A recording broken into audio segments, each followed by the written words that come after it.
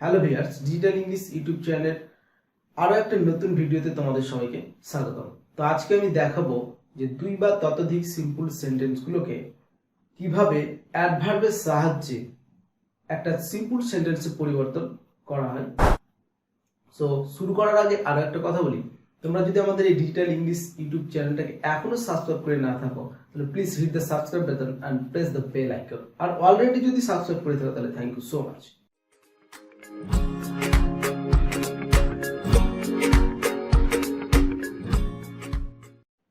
Already আমরা synthesis of sentence বা joining এর অনেকগুলোই পার্ট কমপ্লিট করেছি। সো সেই পার্টগুলো যদি তোমাদের না দেখা থাকে বা যদি মিস করে থাকো তাহলে এইখানকার আই বাটন থেকে অথবা এই ভিডিওর নিচে যে ডেসক্রিপশন বক্স আছে সেখানে আমি লিংক দিয়ে দিব, সেখান থেকে তোমরা দেখে নিও।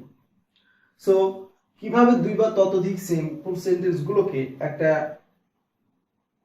সিম্পল সেন্টেন্সে পরিবর্তন করা হয়, আবার সেটা অ্যাডভার্বের সাহায্যে, সেটা এক্সপ্লেইন করার জন্য আমরা ব্যাখ্যা করার জন্য আমরা কয়েকটা এক্সাম্পল নেব। সো ফার্স্ট এক্সাম্পলটা হচ্ছে যে I could not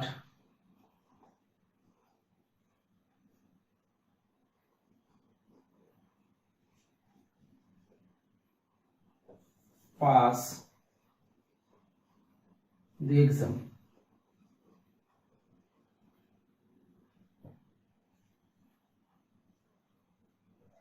It was unfortunate.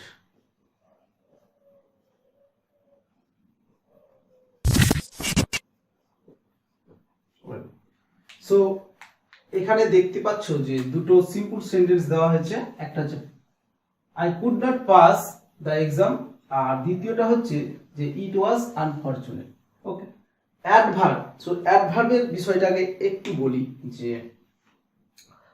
অ্যাডজেক্টিভের সাথে ly যোগ করেও আমরা অ্যাডভার্ব তৈরি করতে পারি, আর এই ly যোগেই কিন্তু আজকে আমরা শুধু আলোচনা করব। সো এখানে দেখো এই আনফরচুনেট এটা একটা অ্যাডজেক্টিভ, আর এই অ্যাডজেক্টিভটার সাথে আমরা ly যোগ করব, l আর y, লি। ওকে, আর এই ly লি এর সঙ্গে যুক্ত করেই আমরা একটা সিম্পল সেন্টেন্সে পরিবর্তন করব দুটো সেন্টেন্সটাকে। I could not pass the exam, আমি পরীক্ষাটি পাস করতে পারিনি।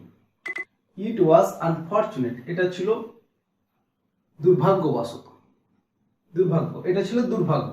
এইবার আমরা এটাকে যদি আনফরচুনেটলি করে দিই তাহলে এটা ছিল দুর্ভাগ্যবশত। আর এই সেন্টেন্সটা এইরকম ভাবে লিখতে পারবো, আনফরচুনেটলি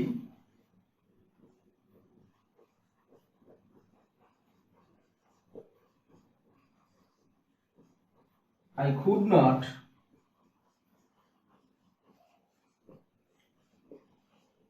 pass the exam. বিষয়টা হলো যে আমরা অ্যাডজেক্টিভটা খুঁজে বের করব আর সেই অ্যাডজেক্টিভটার সাথে ly যোগ করে দেব। ওকে, তবে সব অ্যাডজেক্টিভের সাথে কিন্তু হবে না, এটা মাথায় রাখতে হবে। ওকে, যেগুলোর সাথে হবে সেগুলোর সাথে আমরা জাস্ট ly যোগ করব। সো বিষয়টা এইরকম হলো, unfortunately I could not pass the exam. এই আনফরচুনেটলি শব্দটা আবার অনেক সময় মিডিলের দিকেও বসতে পারে, সব সময় যে প্রথমে বসবে তা না, তবে সেটা হ্যাঁ আমাদেরকে দেখে নিতে হবে কোনটা বা কোন জায়গাটাতে বসলে সুন্দর দেখাচ্ছে। ওকে, আরো একটা এক্সাম্পল দিই তাহলে বিষয়টা আরো ক্লিয়ার হবে। সো এখানে দেখো দুটো সেন্টেন্স রয়েছে, আর প্রথম সেন্টেন্স হচ্ছে রামবাবু ইজ অনেস্ট, দ্বিতীয় হচ্ছে দেয়ার ইজ নো ডাউট। প্রথম সেন্টেন্সের অর্থ হচ্ছে রামবাবু সৎ, দ্বিতীয়টা হচ্ছে যে এই বিষয়ে সন্দেহ নেই, দেয়ার ইজ নো ডাউট, কোনো সন্দেহ নেই। এই ডাউট শব্দটাকে আমরা এই নেগেটিভ থাকায় আনডাউটেডলি করব। সো এটা হবে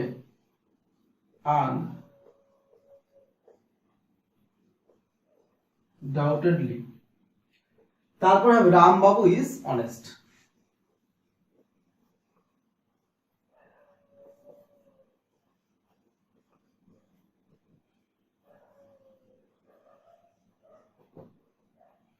ক্লিয়ার? জাস্ট অ্যাডজেক্টিভটা খুঁজে বের করো, তার সাথে ly লাগিয়ে দাও, আর সেই সেন্টেন্সটার সঙ্গে আমরা জুড়ে দেব, তবে পজিশন মতন জুড়তে হবে, যেখানে সেখানে ইউজ করলে কিন্তু হবে না। ওকে, আর একটা এক্সাম্পল দেখো, খুবই সহজ।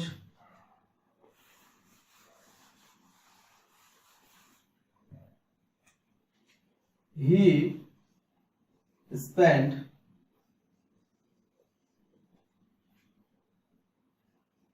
all his money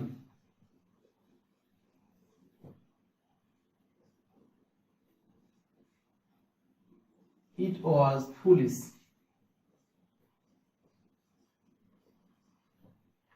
Well, একই রকম সেন্টেন্স, ফুলিশটা হচ্ছে আমাদের অ্যাডজেক্টিভ, আর ফুলিশের সাথে যদি আমরা এল ওয়াই লাগিয়ে দিই তাহলে হলো ফুলিশলি, আর ফুলিশলি মানে হচ্ছে বোকামি ভাবে। আর এখানে হচ্ছে যে he spend all his money, সে তার সমস্ত টাকা পয়সা খরচ করে দিয়েছে, এটা ছিল তার বোকামি, সে বোকামি ভাবে তার সমগ্র টাকা পয়সা খরচ করেছে। সেন্টেন্সটা হবে এরকম, হি স্পেন্ড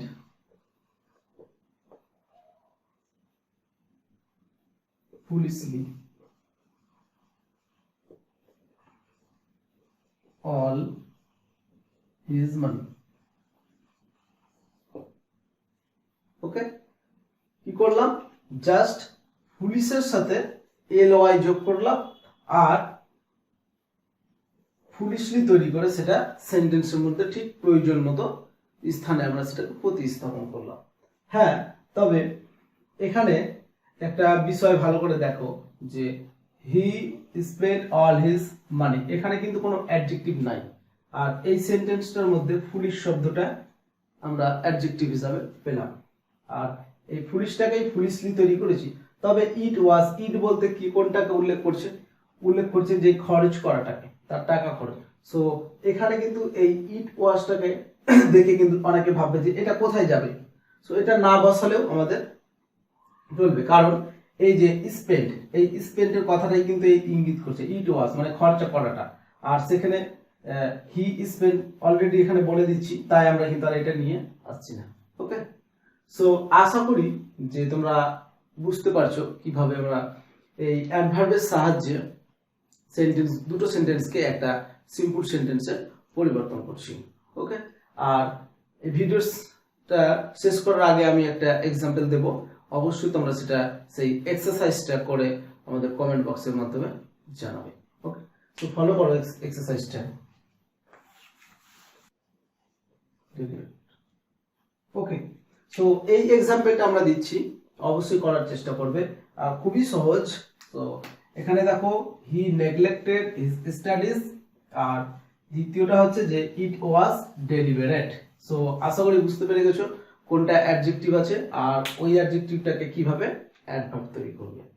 সো ভিডিওটা এখানে শেষ করছি। তো শেষ করার আগে আরেকবার বলি যে এই ভিডিওটা থেকে যদি 1% কিছু শিখে থাকো তাহলে আমাদের একটা লাইক দেবে, বন্ধুদের সাথে শেয়ার করবে, আর কোনো অসুবিধা থাকলে অবশ্যই কমেন্ট করে জানাবে।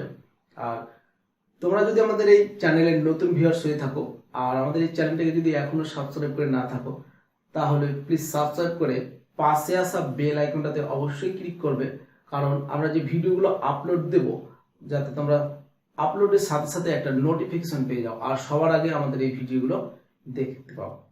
সো পরবর্তীতে আবার দেখা হবে অন্য একটা নতুন টিউটোরিয়াল নিয়ে। All the best.